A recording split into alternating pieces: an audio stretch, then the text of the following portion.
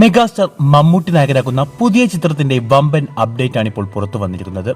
അതുപ്രകാരം വിജയ്ക്ക് പിന്നാലെ D ageing സാങ്കേതിക വിദ്യയിലൂടെ പ്രായം കുറച്ച് ബിഗ് സ്ക്രീനിലെത്താൻ പോവുകയാണ് മമ്മൂട്ടി.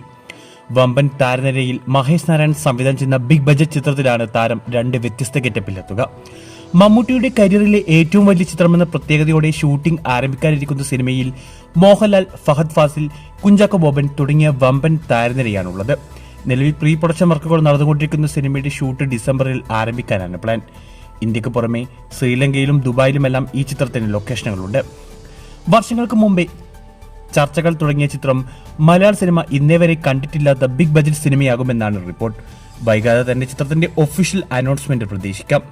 അതേസമയം മമ്മൂക്കയുടെ പുതിയ സിനിമയുടെ ഷൂട്ട് കഴിഞ്ഞ ദിവസം നാഗർകോവിലിൽ ആരംഭിച്ചിരിക്കുകയാണ്. മമ്മൂട്ടി കമ്പനിയുടെ ബാനറിൽ നിർമ്മിക്കുന്ന 7ാമത്തെ ചിത്രം കൂടിയായ സിനിമയിൽ വിനായകൻ നായകനായും മമ്മൂക്ക വില്ലനായും എത്തും. നവാഗതനായ ജിതിൻ കെ ജോസാണ് ഈ ചിത്രം സംവിധാനം ചെയ്യുന്നത്. ഒക്ടോബർ ആദ്യത്തോടെ മമ്മൂക്കയും ഷൂട്ടിൽ ജോയിൻ ചെയ്യും.